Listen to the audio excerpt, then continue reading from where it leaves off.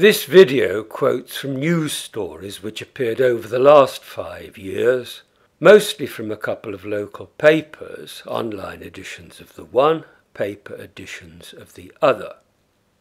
I shall be reading the text for anyone who prefers or needs audio, but the sound is unimportant, so if you want to switch it off and read the stories for yourself, and your screen resolution allows this, you will miss nothing that matters.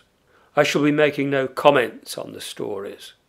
The Argus, August the 19th, 2005, tragedy of a hoax 999 call. A pensioner died when he and his wife were knocked down by a speeding police car answering an emergency call which turned out to be a hoax. Onlookers screamed as the vehicle ploughed into David Lloyd and his wife Linda in Grand Parade, Eastbourne. An inquest at Eastbourne heard Mr. Lloyd, 83, was flung onto the car's bonnet and into the air before landing near his wife. The inquest heard the car had been travelling at speeds of more than 60 miles per hour along the seafront, which has a limit of 30 miles per hour, on a priority response call. PC Vicky Richards is facing prosecution for driving without due care and attention. BBC News Channel, 3rd of February 2006. A police officer convicted of careless driving in connection with the death of an elderly man has been fined £1,000 and banned from driving for 15 months.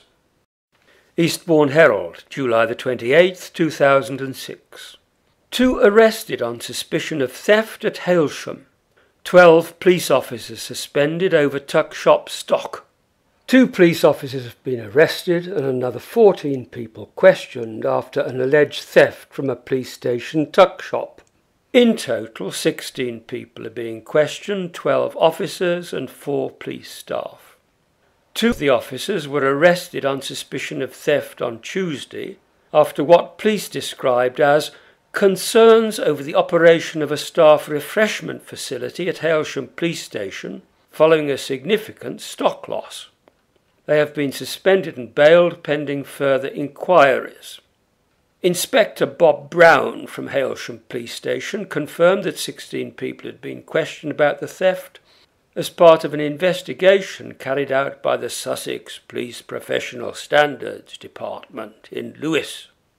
Eastbourne Herald, February the 2nd, 2007. MP is concerned over police report on paedophile. Eastbourne MP Nigel Waterson has expressed concern over an official police report into how the force caught a dangerous paedophile who tried to attack 2 girls in the town. Sussex police now say they did not mean to mislead in their account of the capture of the paedophile, despite not mentioning it was a vigilant member of the public who was responsible for the sex offender's arrest. This year's MAPA report included a detailed case study of a man, named only as Mr. X, who despite having a string of convictions for molesting children, was allowed out of jail even after he told officers he would not stick to the conditions of his release. Sussex police claimed credit for his rearrest and implied they had him under surveillance for 2 days before nabbing him for trying to snare 2 young girls in the Sovereign Centre in Eastbourne. But police now admit the man was not under police surveillance when he went into the swimming pool where he committed the offence, and officers were not there when he tried to coax the 2 girls into a sauna. The Argus, March the 7th, 2007. Police chief denies theft charges. A senior policeman accused of a string of theft and deception offences against his own force has denied the charges. Sussex Police Detective Chief Inspector Peter John Salkeld is charged with 18 offences, 8 of theft, 9 of obtaining property by deception and 1 of obtaining a money transfer by deception, between May 1997 and July last year. The Argus, March the 13th, 2008. Detective jailed for theft. A high-ranking police officer who used his force's credit card to buy items for his own use was sentenced to 3 years in prison today. Detective Chief Inspector Peter Salkeld, 42, was last month found guilty of 11 counts of theft, obtaining property by deception, and obtaining a money transfer by deception, which relate to him using his Sussex Police Force credit card to buy a number of personal goods over a 9-month period. The Argus, March the 14th, 2007. Detective lifts lid on fiddled crime figures. Sussex Police has been accused of manipulating crime figures by one of its own detectives. John O'Hills, who has just resigned from the force, said he was lifting the lid on a widespread practice of misinterpreting incidents to improve clear-up rates. Mr. Hills said officers were spending more time on paperwork recording inconsequential incidents to boost police figures than on trying to prevent crime. When the body of a drug dealer was found in a flat, he claimed officers were more interested in recording a detection of drugs found on the scene than investigating the death. Mr. Hills said that after he was called to a fight between a jogger and a dog walker, he was encouraged to fill out paperwork treating both as suspects, even though he knew who was at fault. By treating both as offenders, the incident counted double in the force statistics. He resigned from the force after being disciplined for publicly criticising it in a national newspaper. Eastbourne Herald, October the 3rd, 2008. Police chief on charge of wine theft. A former Eastbourne police chief has been suspended amid an allegation of shoplifting.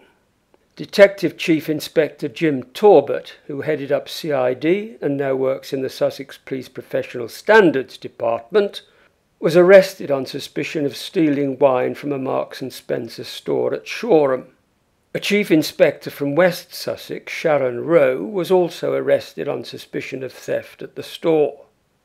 DCI Tobert, 54, joined Sussex Police in 1980 and held several senior posts in the force. He has now been suspended from his current post at the PSD, whose job it is to investigate complaints and misconduct by police.